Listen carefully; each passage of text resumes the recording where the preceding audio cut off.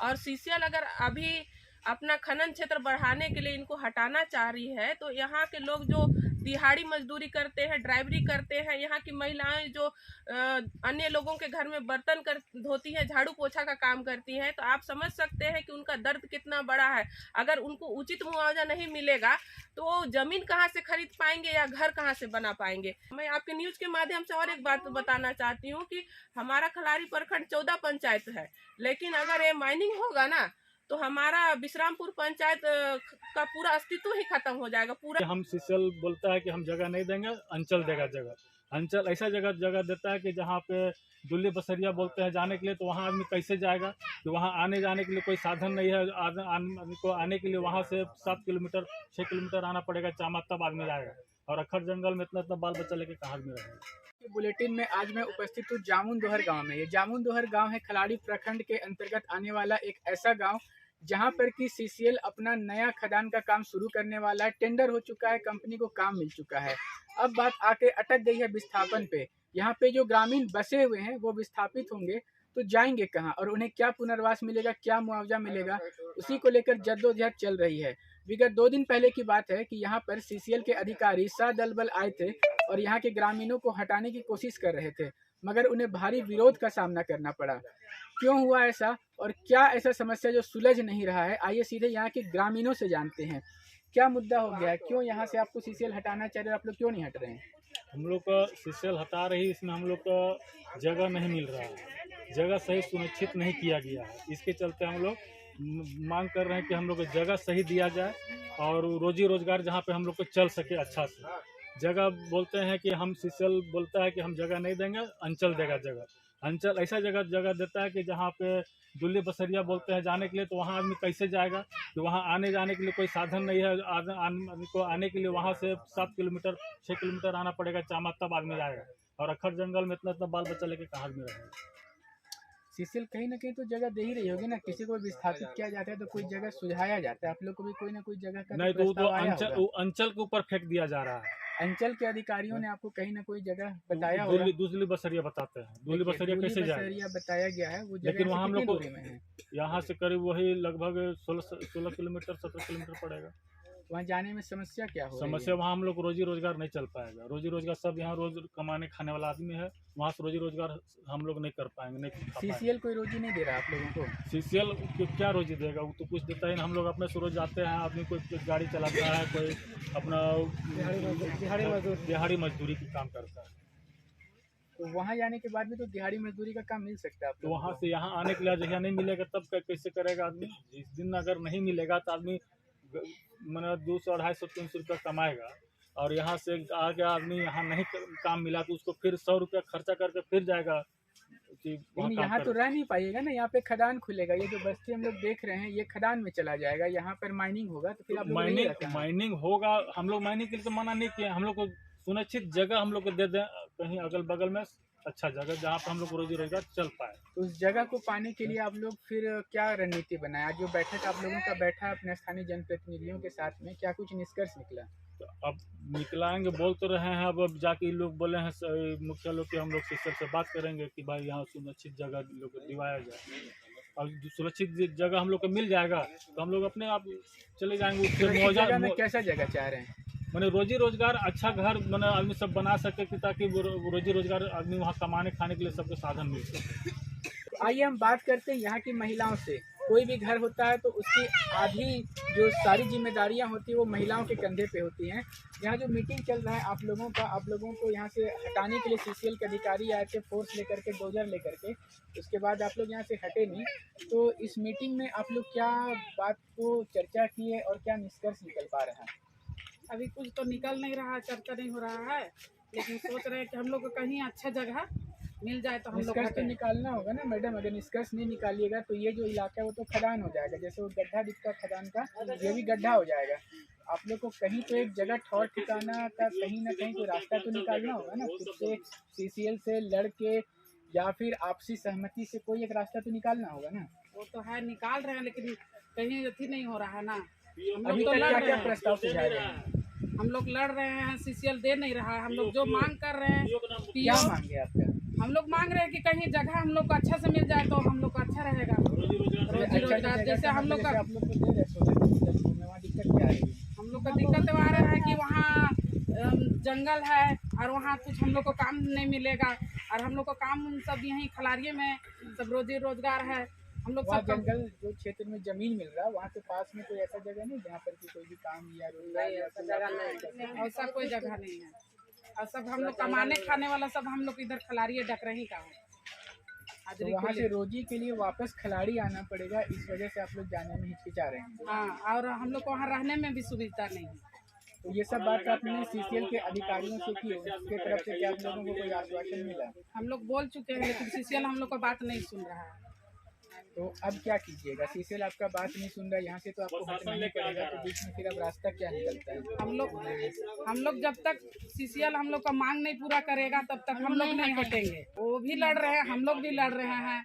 हम लोग है कि हम लोग वो लोग से पहले मकसद एक है कि अलग अलग है, थोड़ा अलग अलग है। उन लोग कर रही थी, हम लोग थोड़ा विस्थापित वाला जो हम लोग है घर वाले, तो वो हम लोग अपना भी लड़ाई लड़ रहे हैं। तो क्या रैयती नहीं होने के कारण किसी प्रकार का भेदभाव भी झेलना पड़ रहा है? नहीं, झेल नहीं रहा है, लेकिन जो झेल रहे हैं तो झेल ही ना रहे सर। उस दिन डोजर उजर लेके आ गया तो सब हम लोग लड़िए ना रहे हैं। हम बात करते हैं इस पंचायत की जो मुखिया हैं, दीपमाला हमारे साथ में हैं। दीपमाला जी, बहुत बहुत स्वागत है आपका।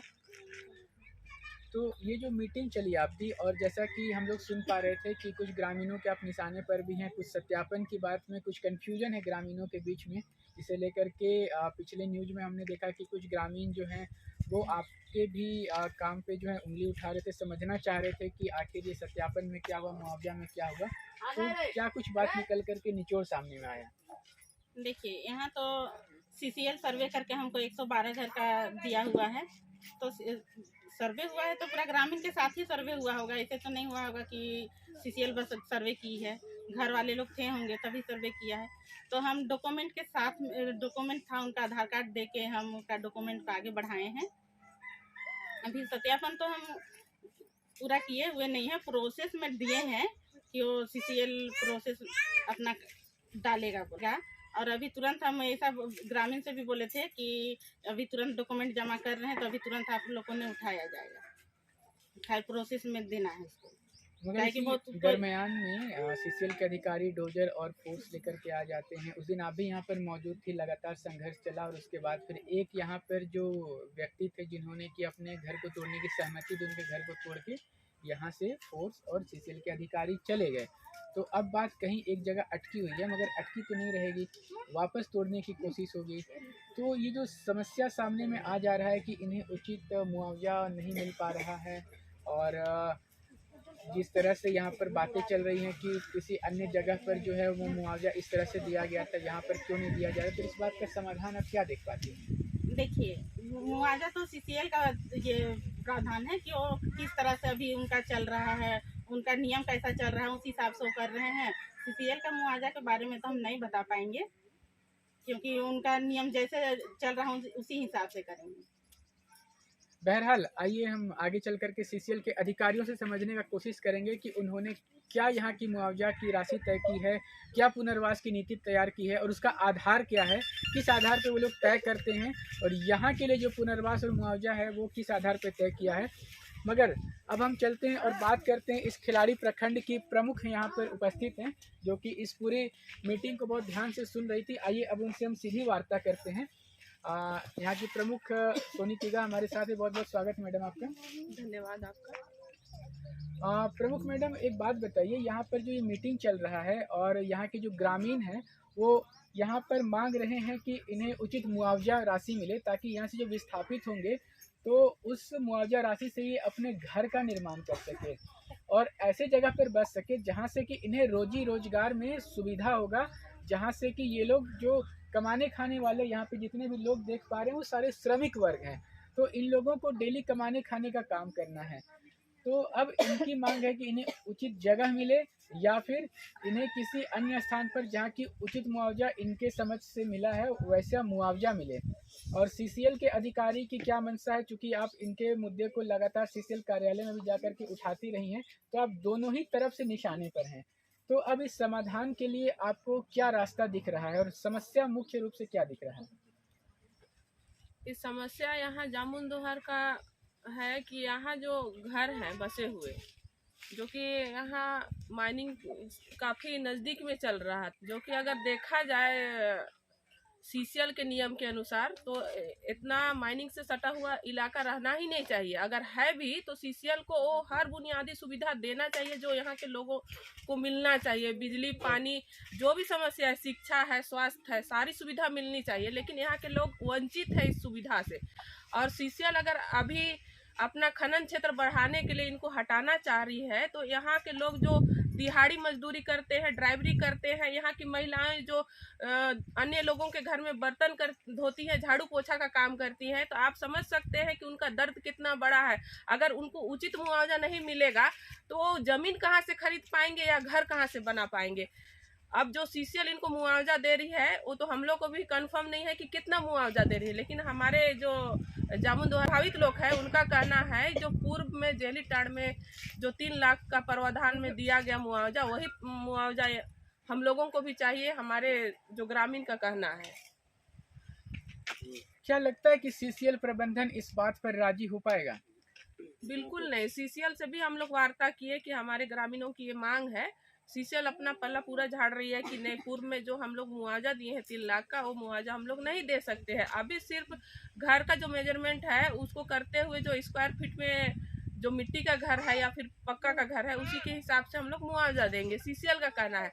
लेकिन मैं ग्रामीणों की तरफ से कहना चाहती हूँ कि अगर प्रभावित है और झारखंड सरकार जो प्रभावित लोग हैं, भूमिहीन है, उनको अगर झारखंड सरकार जमीन मुआयना करा रही है तो उनकी मूलभूत सुविधा को भी देख के जमीन मुआयना कराना चाहिए, क्योंकि जो मजदूरी का काम कर रहे हैं उनको खलारी प्रखंड के तरफ से दुल्ली में जगह दिया जा रहा है और दुल्ली एक काफी जंगल इलाका है।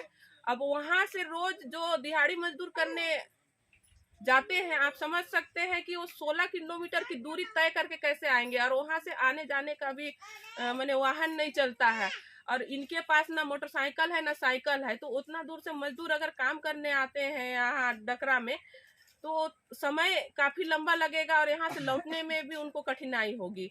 तो सीसीएल को भी सोचना चाहिए कि अगर हम विस्तारीकरण कर रहे हैं और हमारे विस्तारीकरण के दरमियान जो यहाँ के ग्रामीणों को जो असुविधा हो रही है, तो ऐसा उचित जगह इनको पुनर्वास किया जाए, ताकि मैं आपके न्यूज के माध्यम से और एक बात बताना चाहती हूँ कि हमारा खलारी प्रखंड 14 पंचायत है, लेकिन अगर ये माइनिंग होगा ना तो हमारा विश्रामपुर पंचायत का पूरा अस्तित्व ही खत्म हो जाएगा, पूरा का पूरा विश्रामपुर नष्ट हो जाएगा। और हम लोग एक जनप्रतिनिधि होने के नाते